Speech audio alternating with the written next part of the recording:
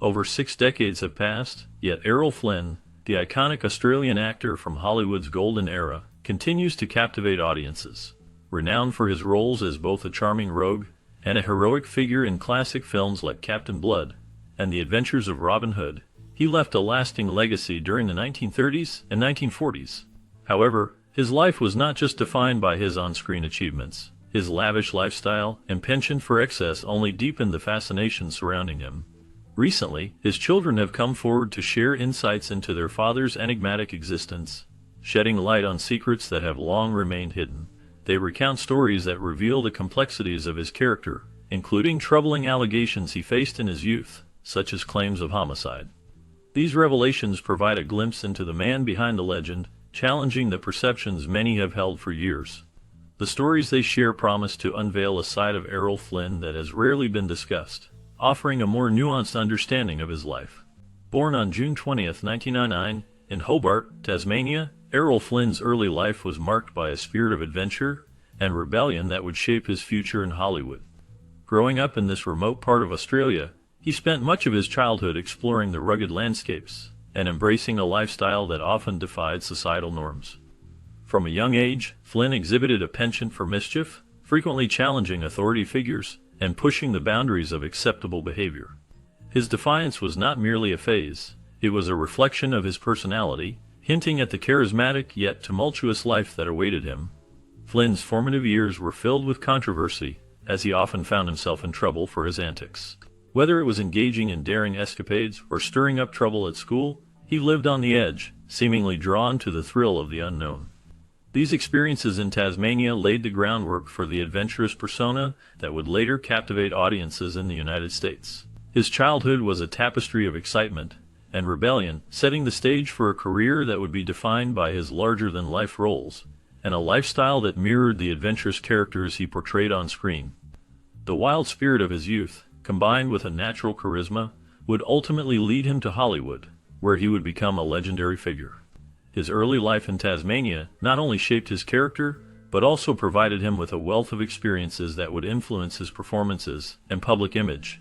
The rebellious streak that marked his childhood would be a defining feature of his Hollywood persona, making him a symbol of adventure and allure. At the age of 7, Flynn's defiant nature manifested when he ran away from home after being punished for engaging in inappropriate activities with a young girl under the guise of playing doctor. This early act of rebellion hinted at the challenges that would follow in his life. By the time he reached 17, Flynn's rebellious behavior escalated significantly. He faced expulsion from school, a clear sign of his growing disregard for authority and rules. His involvement in an Australian gang further illustrated his struggle with conformity and the desire to assert his independence. Even his own mother, in a moment of reflection, described him as a devil in boy's clothing, foreseeing the tumultuous path he was destined to walk. This characterization revealed not only her concerns, but also the complex nature of Flynn's personality, which oscillated between charm and defiance. His early years were marked by a relentless pursuit of freedom, often at the expense of societal norms, setting the stage for a life filled with both triumph and turmoil. Flynn's self-styled narratives of his pre-Hollywood life, as recounted in various interviews, and his autobiography, often blend truth with embellishment. He portrayed himself as a swashbuckling figure, at times a ship captain, a gold prospector, and even a trader. These tales painted a vivid picture of a man who lived life on the edge, seeking adventure and excitement in far-off lands. One of the more controversial aspects of his early adventures was his claim to have tricked indigenous people in New Guinea into working on plantations, only to sell them into indentured servitude. These stories, while captivating, must be approached with caution. Flynn was known for weaving tales that blurred the lines between fact and fiction, making it difficult to discern reality from imagination. His larger-than-life persona captivated many, but the truth behind his narratives remains a complex tapestry of experiences that may not always align with historical accuracy. During one of his journeys through New Guinea, Errol Flynn found himself in a perilous situation. While exploring the dense jungle with his assistant, they were suddenly attacked. In a dramatic turn of events, Flynn claimed that he defended himself by injuring one of the attackers in the neck. This incident led to legal troubles, as he asserted that he was tried and acquitted for the act. However, the truth of these events remains uncertain, leaving room for speculation about the accuracy of his recollections. Flynn's time in New Guinea was not without its challenges, as he contracted a severe case of malaria. This serious health issue prompted him to leave the region, marking a significant turning point in his adventurous life. These early escapades laid the groundwork for the larger-than-life tales that would surround Flynn, contributing to the mystique and intrigue that defined his Hollywood persona. His experiences in New Guinea added layers to the image of the swashbuckling hero that audiences adored. While captaining a boat on the Sepik River in New Guinea, Errol Flynn's life took an unexpected turn that would set him on a path to Hollywood. His entry into the film industry was not marked by the usual auditions or acting classes. Instead, it began with an incidental encounter that would change his fate. At that time, filmmakers were in need of additional footage for a movie titled In the Wake of the Bounty, which was being shot in Tahiti. They hired Flynn's boat to capture some B-roll shots, unaware that they were introducing a future star to the world of cinema. This seemingly minor event was the catalyst for Flynn's journey into acting. The exotic backdrop of New Guinea and the adventurous spirit of his life contributed to the allure he would later bring to the silver screen.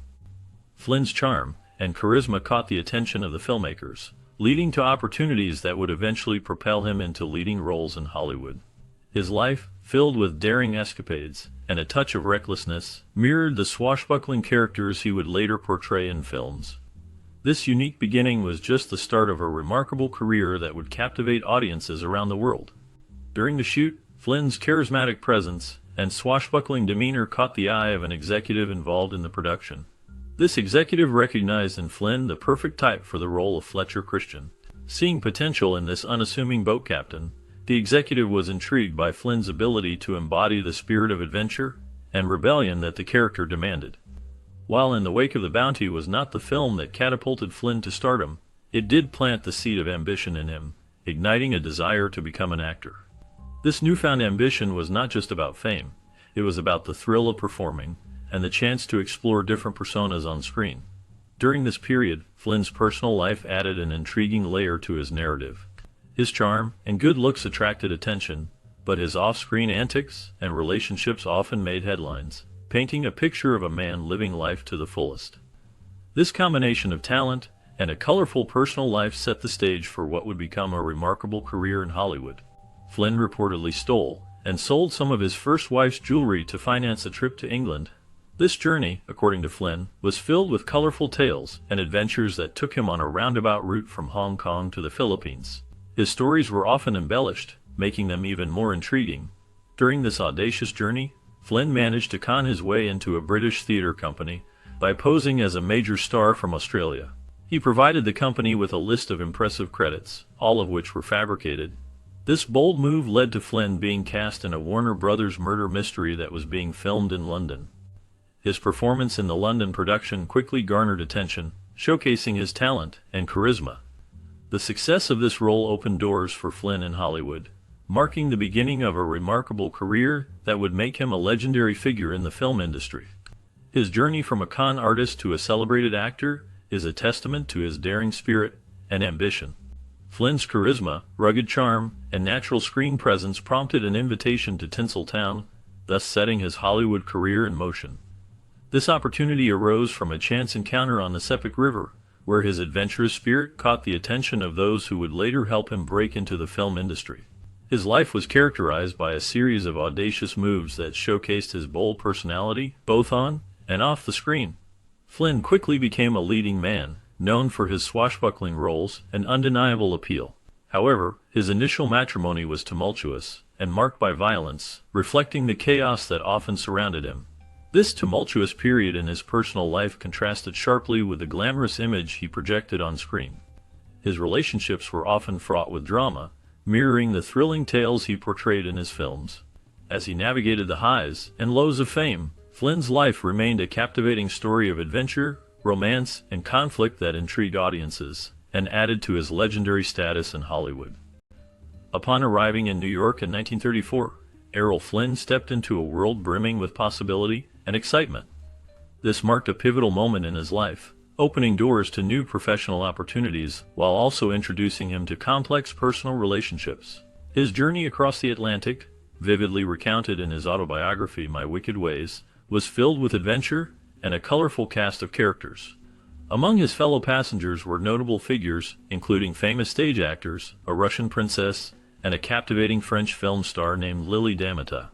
This serendipitous encounter with Damita would later evolve into a significant and often tumultuous chapter in Flynn's life. As he navigated the bustling streets of New York, Flynn was not just chasing fame. He was also entangled in the intricate web of relationships that would shape his future. The vibrant atmosphere of the city, combined with the allure of Hollywood, promised to transform him into one of the most recognized actors of his time. When Errol Flynn first met Lily Damita, she did not respond positively to his advances. According to Flynn, when he asked her to dance, she coolly replied that perhaps he should come back later. However, fate had other plans for their budding romance. Upon arriving in Hollywood, Errol Flynn and Lily Damita found themselves irresistibly drawn to each other, leading to a whirlwind romance that captivated many. Their marriage, chronicled in a biography by Tony Thomas, lasted 7 years but was far from a blissful union. The couple was known for their frequent arguments, which earned them the nickname the Battling Flynns. This reflected the intensity of their disputes, which often made headlines. Despite the public's fascination with their relationship, the reality was filled with challenges. Their passionate love story was marked by both tenderness and turmoil, showcasing the complexities of their life together in the spotlight. Reports suggest that their struggles extended beyond verbal disagreements, often turning physical. Flynn would arrive on film sets with visible injuries purportedly inflicted by Damita, hurling objects at him during their heated altercations. The volatile nature of their relationship became a source of concern both within and outside the Hollywood studios. One particularly dramatic incident occurred during their one-year anniversary party. Flynn's tardiness prompted Damita to throw a bottle of champagne over his head. In response, he reportedly struck her in the face, breaking her tooth. This incident highlighted the intense and destructive nature of their relationship, raising alarms among their friends and colleagues. The public perception of Flynn, often seen as a charming and adventurous figure, was complicated by these troubling reports of domestic violence. As the couple's turbulent interactions became more known, it painted a troubling picture of their life together, revealing the darker side of a glamorous Hollywood existence. The impact of such violence not only affected their personal lives, but also resonated throughout the industry, prompting discussions about the need for awareness and support for those experiencing similar issues. Following the violent encounter, both Errol Flynn and his companion found themselves in the hospital, facing injuries that could have severely impacted Flynn's rising stardom. Recognizing the potential damage to his public image, the studio took immediate action to mitigate the fallout from the incident. They crafted a cover story that would divert attention from the truth. The official narrative claimed that their injuries were the result of a car crash, a tale that painted Flynn as a hero. According to this version, he had swerved to avoid hitting a cat that unexpectedly crossed the road. This carefully constructed story not only concealed the real nature of the altercation, but also served to protect Flynn's reputation in the eyes of the public. The studio's intervention was crucial in maintaining Flynn's status as a beloved figure in Hollywood, allowing him to continue his career without the burden of scandal. The fabricated account emphasized his supposed nobility, transforming a potentially damaging incident into a tale of bravery. This strategic move by the studio showcased their commitment to safeguarding the image of one of their most promising stars, ensuring that Flynn remained a favorite among audiences. The incident, while violent and troubling, was successfully buried under layers of public relations efforts, allowing Flynn to continue his ascent in the film industry without the shadow of controversy looming over him. The relationship between Errol Flynn and John Barrymore was a fascinating mix of mentorship, friendship, and eccentricity that significantly influenced Flynn's life and the history of Hollywood. John Barrymore, a legendary figure in the silent film era, was celebrated for his remarkable acting talent, but also notorious for his extravagant lifestyle and love for revelry. By the time Flynn entered Barrymore's world, the older actor's career had begun to decline, largely due to his struggles with alcoholism.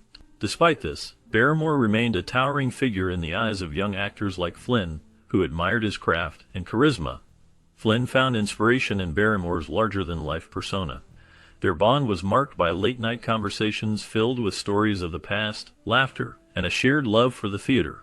Barrymore's unique approach to acting left a lasting impression on Flynn, shaping his own style and ambition. The young actor saw in Barrymore not just a mentor, but also a cautionary tale about the perils of fame and excess. Their friendship was a whirlwind of creativity and chaos, reflecting the vibrant yet tumultuous nature of Hollywood at the time. Flynn often spoke of Barrymore with a mix of reverence and nostalgia, recognizing the profound impact this legendary actor had on his journey in the film industry. The tales of their escapades became part of Hollywood lore, blending the lines between admiration and the darker sides of fame. Flynn's experiences with Barrymore showcased the complexities of their relationship, illustrating how mentorship can come from both the brilliance and the flaws of a mentor. This connection not only enriched Flynn's career, but also added depth to the narrative of Hollywood's golden age, highlighting the intricate bonds formed within the world of entertainment. After his tumultuous divorce from Lily Damatta, Flynn sought solace in the company of John Barrymore. This friendship was marked by a shared love for a hedonistic lifestyle that both men embraced with enthusiasm. Barrymore, known for his larger-than-life personality, became a frequent guest at Flynn's home, turning their gatherings into a spectacle of indulgence and absurdity. The two actors often found themselves engaged in wild antics that pushed the boundaries of social norms. Barrymore's behavior was particularly outrageous, as he was known to relieve himself out of windows, and even in the fireplace, creating an atmosphere of chaos and laughter. Their bond was not just about camaraderie, it was a reflection of their struggles with fame, personal turmoil, and the search for joy amidst the chaos of their lives. This unconventional friendship added a layer of complexity to Flynn's world, intertwining their lives in a way that was both entertaining and unpredictable. Their escapades became legendary, illustrating the lengths to which they would go to escape their realities and seek solace in each other's company. The bond between Errol Flynn and John Barrymore reached its zenith when Barrymore passed away in 1942. Flynn was reportedly devastated by the loss of his mentor and close friend. Their friendship had been a source of inspiration for Flynn, who admired Barrymore's talent and charisma. Flynn's grief was profound, and he struggled to cope with the absence of someone who had played such a significant role in his life and career. However, Hollywood lore contains a macabre twist to this tale. A ghoulish prank was allegedly orchestrated by some of Flynn's famous peers, adding an unsettling layer to the story of loss. According to various accounts, including Flynn's own recollections, a plan was hatched to play a morbid prank on the grief-stricken Flynn. Some sources attribute this scheme to the notorious Humphrey Bogart and Peter Lorre, who were known for their mischievous antics. The prank involved a staged scenario that was meant to shock Flynn, perhaps as a misguided attempt to lighten the somber atmosphere surrounding Barrymore's death. While the details of the prank remain somewhat murky, the idea that his peers would target him during such a vulnerable time illustrates the unpredictable nature of Hollywood friendships. Flynn's reaction to the prank was likely mixed, caught between the pain of losing a dear friend and the absurdity of the situation crafted by his contemporaries. The incident reflects not only the complexity of human emotions in the face of loss, but also the darker, often humorous side of Hollywood life during that era. Flynn claimed in his autobiography that it was R. Walsh, known for his roles in The Birth of a Nation, and his directorial work on films like White Heat, who masterminded the macabre joke. The prank involved concocting a false story about being a friend of Barrymore's, and paying an undertaker $100 to borrow the actor's body. Walsh and his accomplices surreptitiously transported Barrymore's corpse to Flynn's residence and positioned it in a chair. The inebriated Flynn, returning home, was greeted by the sight of the supposedly deceased Barrymore. The shock was so intense that Flynn purportedly fled his own house, prepared to drive away, before the pranksters revealed the elaborate ruse.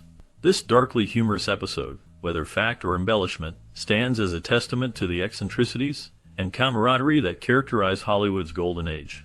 The story captures the wild and unpredictable spirit of the time, showcasing the lengths to which some would go for a laugh, even at the expense of the dearly departed. The bond among these actors was often marked by outrageous antics that reflected the playful, yet sometimes morbid humor of their world. The tale of Barrymore's corpse prank remains a fascinating glimpse into the lives of Hollywood's elite, illustrating their penchant for mischief, and the extraordinary lengths they would go to entertain each other. Flynn's recounting of the incident adds a layer of intrigue, blurring the lines between reality and storytelling, and leaving audiences to wonder just how far the pranks would go in an era defined by both glamour and chaos. Errol Flynn's notable absence from military service during World War II has sparked much speculation and scrutiny. Unlike many of his Hollywood peers who enlisted or served in various capacities, Flynn's decision not to participate in the conflict has raised questions. Various explanations have been offered to account for his non-participation during a time when the world was engulfed in war. One common speculation suggests that Flynn's apparent indifference, or even fear, may have influenced his choice to avoid military service. Friends and acquaintances, including his close companion David Niven, characterized Flynn in ways that hinted at a lack of loyalty. They suggested that he did not seem particularly concerned about the war or its implications. This portrayal has fueled further discussion about Flynn's character and priorities during a tumultuous period in history.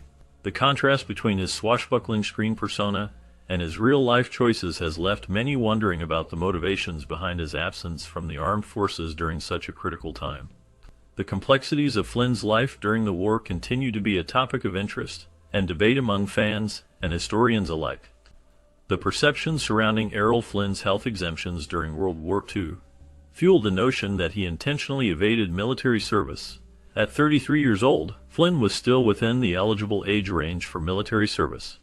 However, he was declared unfit for duty due to health reasons. This decision was met with skepticism and scrutiny from the public, and various figures, including J. Edgar Hoover, who questioned the legitimacy of Flynn's medical status.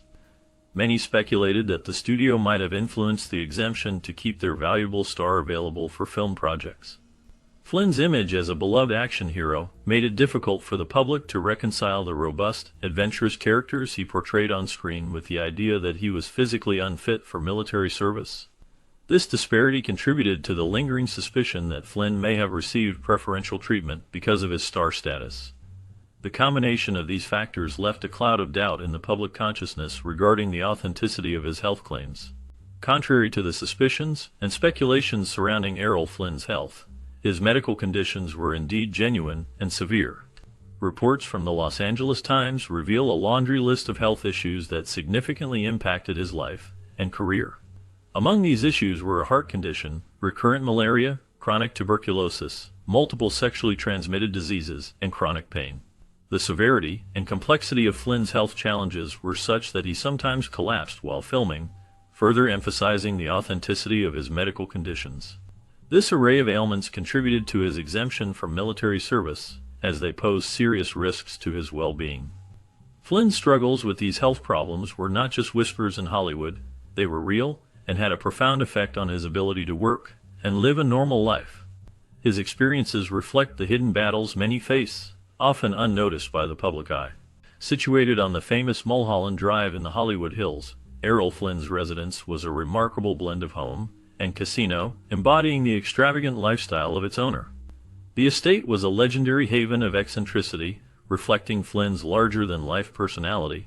The house featured a variety of unique elements that catered to his adventurous spirit.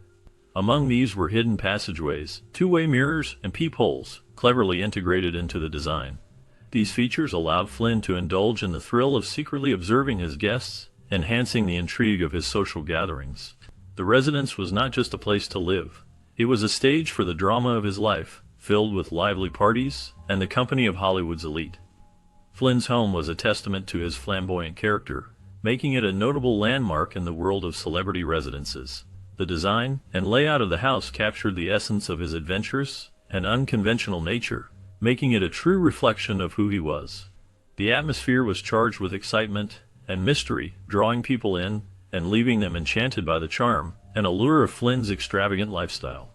The estate on Mulholland Drive became a symbol of the golden age of Hollywood, where glamour and eccentricity reigned supreme. The guest list for Errol Flynn's Hollywood abode was nothing short of eclectic and vibrant. Flynn's residence became the epicenter of a nearly non-stop Hollywood party, drawing in a diverse crowd that included his friends, fellow movie stars, and even strangers. The revelry was so intense that, as recounted by the Wall Street Journal, there were occasions when the sheer number of people milling around made it challenging for Flynn to navigate his way to the front door. Upon returning home, Flynn vividly portrayed the motley crew of individuals who frequented his residence in his autobiography. His guests, as he described them, were a colorful mix of pimps, sports bums, down-at-the-heel actors, gamblers, athletes, sightseers, process servers, phonies, queers, salesmen, the famous and the infamous, stars, bit players, stuntmen, and artists. The diverse and eclectic gatherings mirrored the dynamic and multifaceted world of Hollywood during that era. The atmosphere was charged with energy, laughter, and sometimes chaos, creating a unique blend of personalities that reflected the spirit of the time. Flynn's home was not just a place for socializing, it was a melting pot of dreams, ambitions, and the occasional scandal, all woven together by the threads of Hollywood's glamorous yet tumultuous lifestyle. The parties were legendary, and the stories that emerged from those nights still echo in the annals of Hollywood history, showcasing a time when the lines between fame and infamy were often blurred. The connections made during these gatherings often led to unexpected collaborations and friendships, further enriching the tapestry of the film industry. Flynn's ability to attract such a wide range of people speaks to his charisma and the allure of his lifestyle, making his home a true reflection of the era's cultural landscape. Errol Flynn's autobiography reveals a life filled with romantic escapades and a reputation that many would describe as womanizing. He unabashedly claims an irresistible allure, drawing an endless stream of female admirers. His residence on Mulholland Drive, known as the Mulholland House, became a magnet for women who pursued him with relentless determination. Flynn vividly recounts the scene, stating that women banged on the doors of Mulholland House like ice drops in a hailstorm. This vivid imagery illustrates the fervor with which women sought his attention. He humorously adds that he had to bolt the doors against them, indicating the overwhelming nature of their advances. Flynn also mentions receiving proposals of marriage every day, showcasing the depth of his appeal and the intensity of the romantic pursuits directed at him. His life was a whirlwind of passion, filled with encounters that defined his public persona and contributed to the legend that surrounds him. The stories he shares paint a picture of a man who was not just a talented actor, but also a figure of fascination and desire, living in a world where love and admiration came easily, yet perhaps not without its complications. Throughout his life, Flynn adopted an unapologetic stance when it came to accusations of wrongdoing in his romantic and sexual exploits. He often portrayed himself as a passive participant, deflecting responsibility for any perceived transgressions. As revealed in You Must Remember This, Flynn once explained away his well-known infidelity by suggesting that if an attractive woman entered his dressing room and initiated contact, he considered himself blameless. He famously stated, "If I'm sitting in my dressing room and a pretty girl comes in and pulls my zipper down, I'm not doing anything. I didn't touch her." This perspective highlighted his belief that he was merely a victim of circumstance rather than an active participant in his romantic escapades.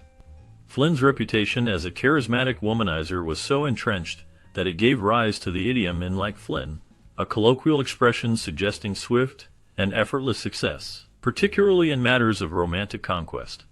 The phrase became synonymous with Flynn's own reported ease in winning over women, reflecting both his charm and the public's fascination with his lifestyle. His carefree attitude towards infidelity contributed to the image of a man who lived life on his own terms, unburdened by societal expectations or moral judgments. Flynn's life was a complex tapestry woven with threads of charisma, controversy, and a relentless pursuit of pleasure. His unapologetic demeanor towards his romantic life left a lasting impression, making him a figure of intrigue and debate in Hollywood history. In 1942, the spotlight turned intensely on Errol Flynn during a trial that brought his private life into public scrutiny. This event marked the apex of his notoriety in the realm of romance. Details of his sex life became sensational news, captivating the audience and revealing aspects of the actor that extended far beyond his charming swashbuckling roles in films. The trial unearthed a side of Flynn that was both scandalous and intriguing, adding layers to his already enigmatic image. As the proceedings unfolded, the public became increasingly fascinated with the tumultuous nature of his personal affairs. The revelations during the trial not only shocked fans, but also painted a picture of a man whose off-screen life was as dramatic as the characters he portrayed.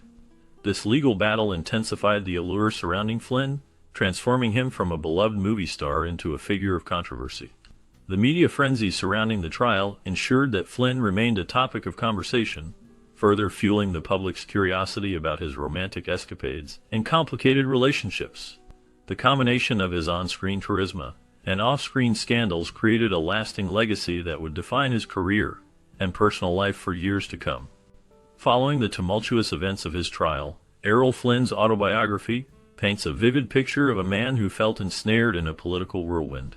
He viewed both himself and the young women who accused him as mere players caught in a larger societal drama. This perspective allowed Flynn to continue his controversial romantic pursuits without remorse. The outcome of the trial did not deter him. Instead, it seemed to embolden him in his quest for companionship with younger women, despite the looming threat of legal troubles. In the midst of these challenges, Flynn found a new romantic interest in Nora Eddington, a young woman who worked behind the cigarette counter in the courthouse lobby. Their meeting occurred while he was still grappling with the specter of legal consequences, creating a striking contrast between his troubled life and the budding romance. Eddington became a significant figure in Flynn's life, embodying the audacity of his pursuits. Their relationship unfolded against the backdrop of the courthouse, a place filled with tension and uncertainty, yet it served as a stage for Flynn's relentless charm and charisma. The connection with Nora illustrated Flynn's refusal to be defined by the controversy surrounding him, showcasing his desire to live fully and passionately, regardless of the risks involved. Throughout the trial, Flynn openly admitted to keeping a watchful eye on Eddington. This revelation, coupled with his candid acknowledgement of being concerned about the possibility of imprisonment, underscored Flynn's cavalier attitude toward societal norms and legal consequences. His hope for one last fling during this tumultuous period exemplified a man seemingly undeterred by the gravity of his circumstances. Flynn's legal fate diverged from the possibility of imprisonment, despite admitting to breaking the law. The repercussions seemed minimal, adding to the mystique surrounding his life.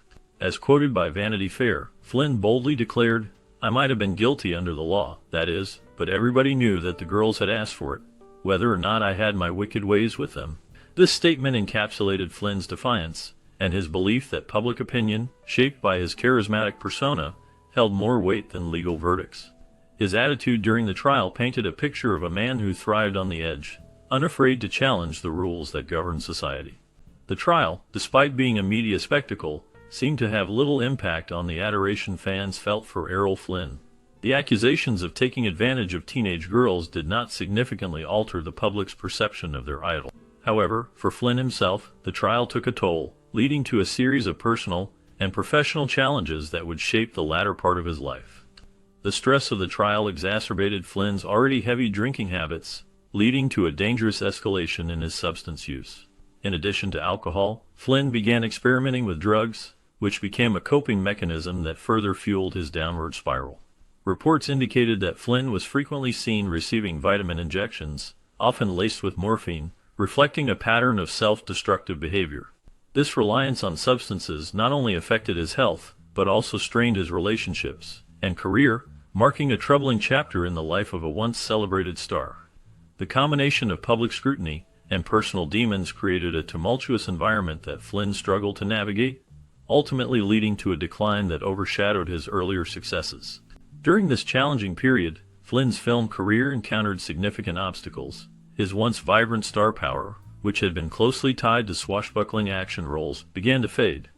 As the stagnation of his career set in, the emotional burden of a highly publicized trial weighed heavily on him, leading Flynn into a deep state of depression. He felt trapped, believing the studio was pigeonholing him by limiting his roles strictly to those of an action hero. This frustration grew as he sought to diversify his acting portfolio. However, his attempts to break free from the typecasting and explore different genres often resulted in disappointing box office returns. Critics, who had once celebrated Flynn's magnetic performances, turned increasingly harsh, delivering unfavorable reviews that further compounded his struggles. The combination of dwindling popularity and negative press left Flynn feeling isolated and disheartened, struggling to reclaim the acclaim he once enjoyed. Financial struggles added another layer of stress for Errol Flynn, marking the first time since becoming a movie star that he faced economic hardships. The combination of personal and professional challenges created a perfect storm that deeply impacted his mental and physical well-being. Flynn's reputation for excessive drinking became a warning for directors who were considering hiring him. Despite these warnings, Flynn found ways to indulge in alcohol on set, one of which involved injecting alcohol into oranges. He would consume these during filming, a clever yet alarming strategy that highlighted the extent of his dependence on alcohol. Within a few years, his struggles escalated to heroin addiction, further complicating his personal and professional life. His behavior on set became increasingly erratic, straining relationships with colleagues and leading to clashes with Warner Brothers. This tumultuous period eventually led to the end of Flynn's long-standing partnership with the studio, marking a significant chapter in the actor's turbulent journey. In 1980, a fascinating and controversial theory emerged regarding Errol Flynn and his potential connections to Nazi espionage. This theory was put forth by biographer Charles Hyams, who became intrigued by the political affiliations of some of Flynn's associates. His curiosity led him to investigate the actor's relationships, particularly with individuals who had links to the Nazi Party. One significant figure in Flynn's circle was Dr. H.F. Urban, an Austrian doctor and confirmed member of the Nazi Party. Flynn had developed a friendship with Dr. Urban while in New Guinea. Dr. Urban, in conversations, admitted that German intelligence had approached him with plans to establish a Nazi spy ring in Shanghai. However, despite this admission, he never directly confessed to being a Nazi spy himself. This ambiguity surrounding Dr. Urban's role and Flynn's association with him fueled speculation about the actor's potential involvement in espionage activities during a tumultuous period in history. The lack of concrete evidence, combined with the intriguing connections, continues to spark debate among historians and fans alike about Flynn's true affiliations and activities during World War II. Another controversial acquaintance was Freddie McAvoy, a close friend of Flynn's, who was described as an anti-Semitic Nazi sympathizer. Charles Hyams claimed that during his research, he received confirmation from an individual whose husband had worked closely with Flynn. According to this account, Flynn allegedly divulged, while under the influence of alcohol, that he was covertly working for the Nazis. This revelation added a layer of intrigue to Flynn's already complex life story. However, the theory put forth by Hyams faced significant scrutiny and challenges. The 1990 book titled Errol Flynn, The Spy Who Never Was refuted many aspects of Hyams' claims. It highlighted that while Flynn did have connections to Nazi sympathizers, there was no concrete evidence proving he was a spy for the Nazis. The discussion surrounding Flynn's relationship with McAvoy and the implications of their friendship continue to spark debate among historians and fans alike. The nature of their bond and the surrounding allegations cast a shadow over Flynn's legacy, leaving many to ponder the truth behind the rumors and the complexities of his character. As detailed in You Must Remember This, Flynn's associations with individuals linked to the Nazi Party are confirmed. It is apparent that he was acquainted with people whose political leanings aligned with the Nazi regime. These connections have raised questions about his political beliefs and affiliations during a tumultuous time in history. However, the leap from mere association to active espionage remains unsubstantiated. Many have speculated about the nature of his relationships and whether they influenced his actions or choices in Hollywood. Despite this cloud of suspicion, Flynn continued to work in the film industry, producing some of his most poignant work in the twilight of his existence. His performances captivated audiences, showcasing his talent and charisma, which often overshadowed the controversies surrounding his personal life. The complexities of Flynn's associations serve as a reminder of the intricate web of relationships that can exist within the entertainment world, particularly during times of political unrest. His legacy, while marked by brilliance on screen, is also intertwined with the shadows of his past affiliations. Following the commercial failure of his film The Adventures of Don Juan, Errol Flynn's career took a significant downturn. Once celebrated as a charismatic action hero, he found himself in a difficult position as the studio began to view him as more trouble than he was worth. This setback forced Flynn into a challenging phase where he had to work abroad or turn to television, facing a notable decline in the types of roles that were offered to him. In a bid to revive his career, Flynn attempted to co-finance his own film, hoping for a triumphant comeback that would restore his former glory. Unfortunately, this endeavor turned disastrous when the production ran out of funds, leading to the cancellation of the shoot. The financial implications of this failure were severe, plunging Flynn into financial ruin, which was further complicated by an enormous tax bill he could not pay. As a result, he was left with no choice but to take on small roles just to make ends meet. The bright star that once shone so brightly in Hollywood had now hit a nadir, marking a stark contrast to his earlier successes. As highlighted in You Must Remember This, this downturn in Flynn's professional fortunes paradoxically became a catalyst for what some consider the finest work of his career. Having long struggled against being typecast, Flynn found himself cast in emotionally complex roles, only after falling out of favor with the studio. These roles offered a departure from his earlier image, allowing him to explore new facets of his acting abilities. In 1957, Flynn portrayed the character of Mike Campbell, an exciting, debt-ridden, and frequently intoxicated war veteran in the film adaptation of Ernest Hemingway's novel The Sun Also Rises. The role, both funny and tragic, provided Flynn with an opportunity to delve into more nuanced and challenging territory in his acting career. The character's struggles mirrored aspects of Flynn's own life, marking a departure from the swashbuckling hero roles he had become synonymous with. Through this transformation, Flynn showcased his range and depth as an actor, proving that even in times of personal and professional hardship, he could rise to the occasion and deliver performances that resonated with audiences on a deeper level. Continuing on this path of exploration, Flynn took on the role of his old friend John Barrymore in the film Too Much, Too Soon. This adaptation of Barrymore's daughter Diana's memoir allowed Flynn to embody the complexities of a character whose life echoed his own. The film delved into Barrymore's turbulent life, showcasing his struggles with fame, addiction, and personal demons. Flynn found himself relating to Barrymore's highs and lows as both men faced the pressures of Hollywood stardom. This role provided Flynn with a unique opportunity to showcase his acting prowess as he navigated the emotional depths of a character marked by both brilliance and tragedy.